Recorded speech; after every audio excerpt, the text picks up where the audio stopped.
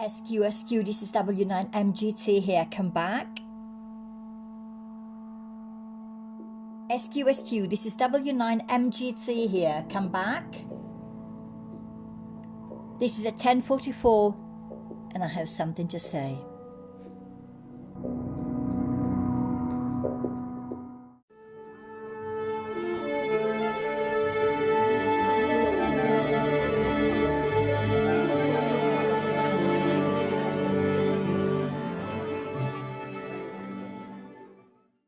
So basically all the talking that I've been just doing to myself aloud here in the living room, I could have just recorded it and that would have been the beginning of this podcast, isn't it?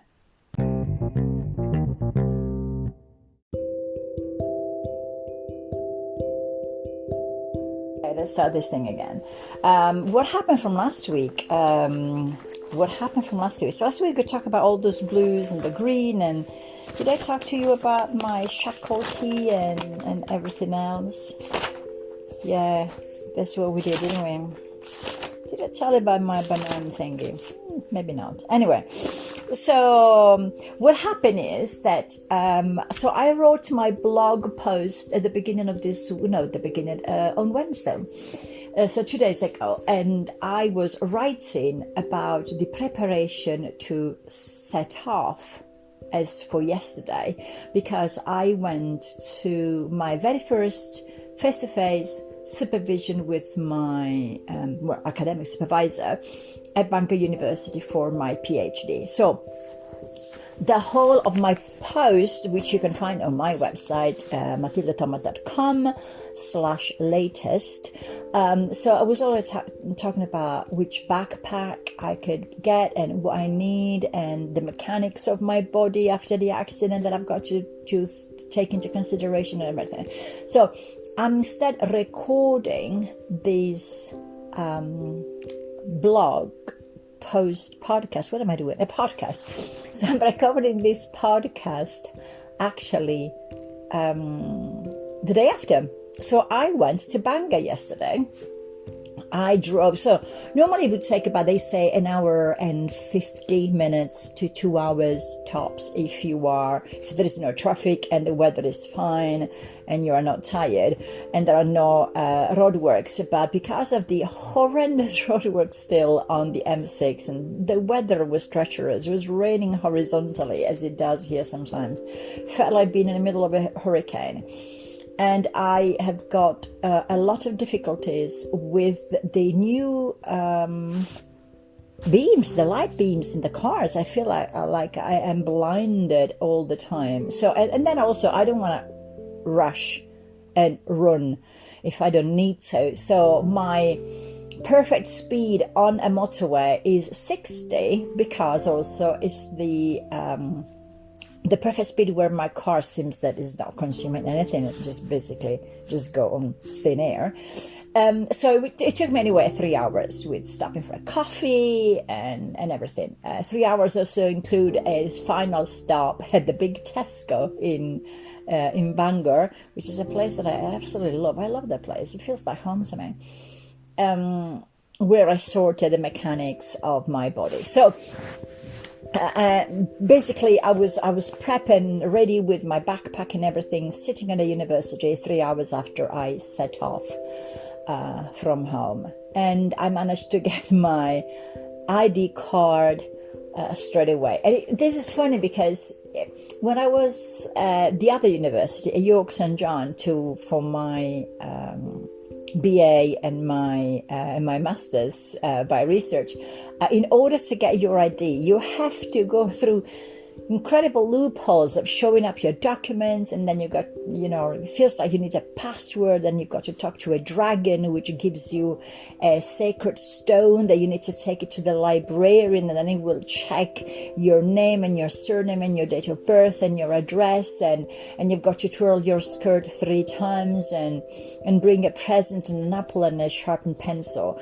And instead I went to Bangor yesterday to the reception desk where they give out the IDs It was funny because I was prepared to go through 1,000 loopholes, and I brought, like my bank statement and my ID and a passport, and then my bank card, and because I always think that 100% face should be enough, but anyway, it does.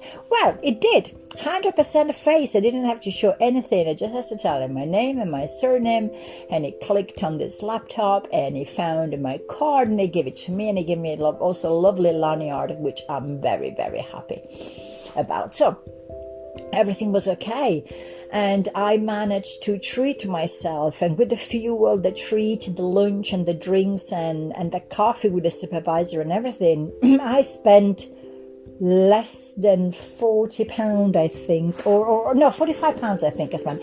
And that also includes a treat on the way back. I treated myself to I'm like a kid, to a Happy Meal at McDonald's on a Chester service station, and I just found that I was just happy, and I was just really happy. I got lost. God only knows how many times, because it looks like a Hogwarts and a maze and a labyrinth, and like Knossos labyrinth with a Minotaur. But I just could not find the places. But I know that everything is gonna be better. I found smiley people and happy students, and everybody was just so helpful. And the library is great, and I also found 6 books that I got home, and then I got home last night, and it was late. I was tired, I was cold, I was exhausted, my body was really hurting. 6 hour driving was incredible, but I opened myself a beer, and I was just like chilling out, and I was already thinking and brainstorming about my thesis and what am I gonna do and everything.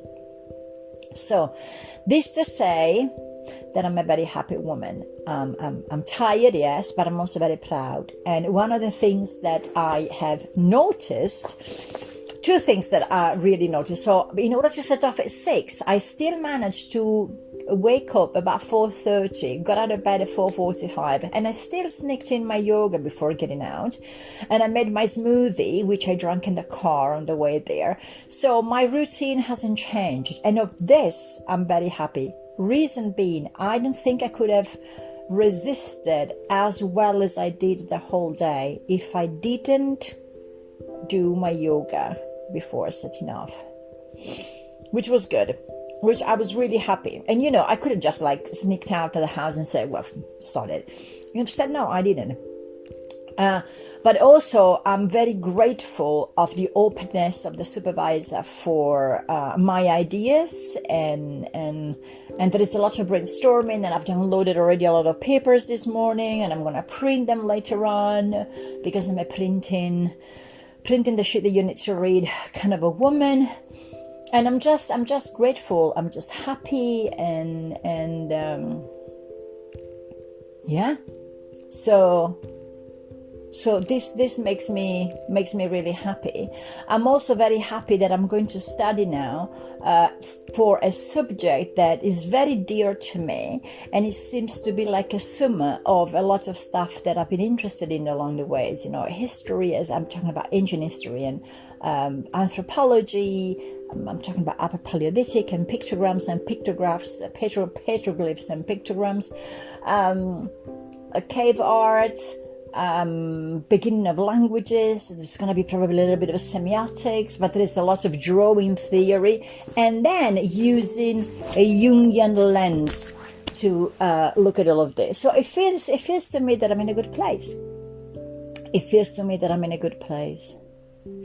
I think that there was something else that I wanted to say, but I don't know, because I'm very excited.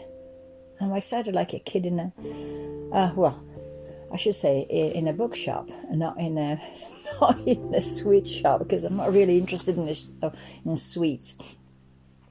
And also, Bangor yesterday, regardless of the rain and the cold and the wind and me getting lost and everything felt damp and cold and everything, it is just a place that makes my heart sing.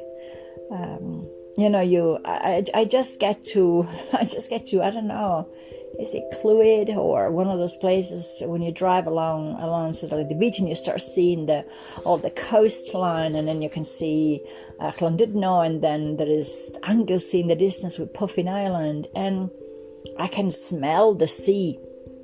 I can see those blues and the greens and the tides, and there is this kind of very strong connection with Poseidon, and I feel like I come home because somehow, in a very strange and convoluted way, Poseidon is like my father with a capital F, or and I feel like hugged, embraced, welcomed every time. Parking, I mean, £3.50 parking for the whole day. Where would I find that?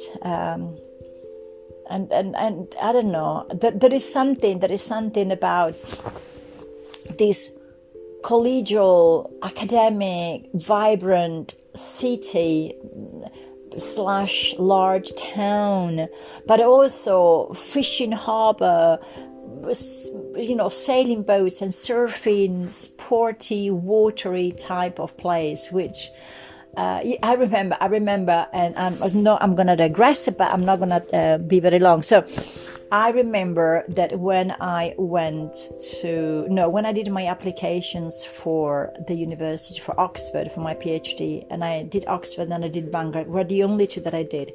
Oxford, because as a foreigner, Oxford always says like, oh my God, you got to do Oxford and Cambridge, and you look all the videos and the movies, and there is always Oxford, and this kind of like sort of like high status academic thing, very good. And then I did Bangor, and I remember sitting with my previous academic supervisor at York St John, and I was telling him, Tilo, about the choice, and I said, if they both come back to me saying, okay, you're in, what do you want to do? I would have had a lot of difficulties in choosing which one was right for me, because I kept on saying, I understand Oxford, I understand its status, I understand everything, but there is no sea. Oxford hasn't got the sea. Oxford is not Bangor. Oxford is not Wales, it's not Welsh people, it's not Celtism, it's not Bangor. And when I passed the first stretch of the PhD application and in Oxford, and I thought, well, I'm happy, yeah, of course I have to be happy, and I kind of like, I should be happy. But then when Oxford at the end said, no, I tell you that I was so happy. I was so glad. And don't get me wrong, I went to Oxford last summer for my study holiday. I was at the Bodleian Library. I loved every moment of it. And I would love to go back again and sit there in the same place and do my studies and feel the vibe of the academic flair that you can actually breathe in there, and walk around the streets where you think, Tolkien walked this way and Craig walked down here. Do you get what I mean? It's a complete different a different vibe. I'm not saying that it isn't, but to me, it's a month. I can go there for a month. I can go there to, I don't know, hopefully, one day give a lecture, present my research. Yes, very happily so. But Bangor is Bangor, and I've always been driven to that place since 1986, I think, because we were doing. I remember I was with this theatre company, and we were touring Wales, in the north of Wales, and we went to Bangor, we went to Mold, we went to Clwyd, and we presented something called A Soldier's Tale.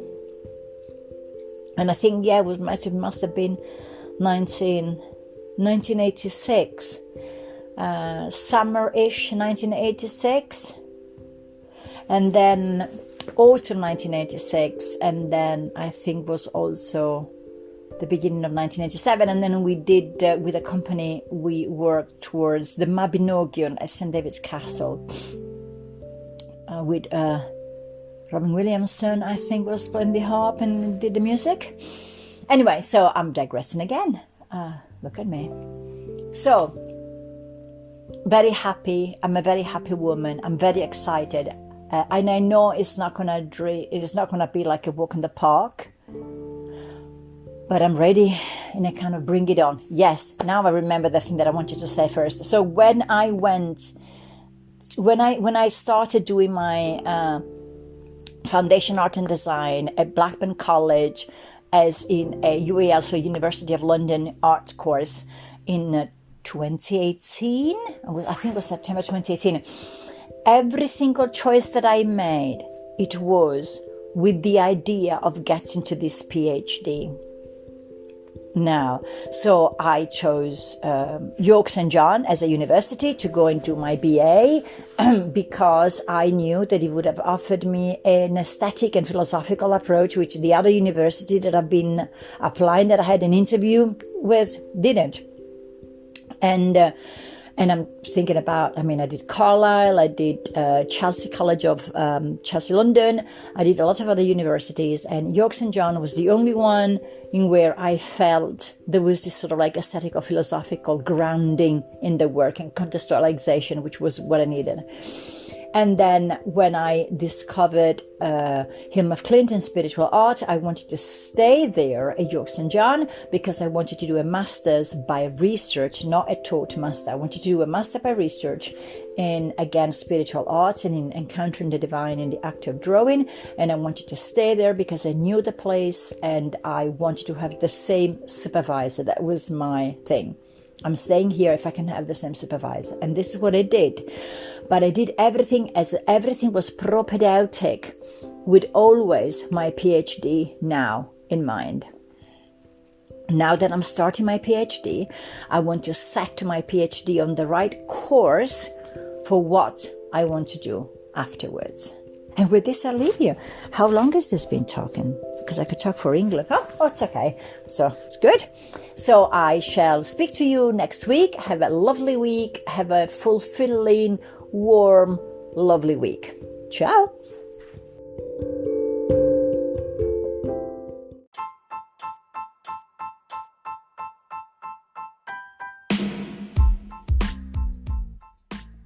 You have listened to the voice of W9 in honor of the movie Contact, MGT or Matilde Gliubic-Tomat.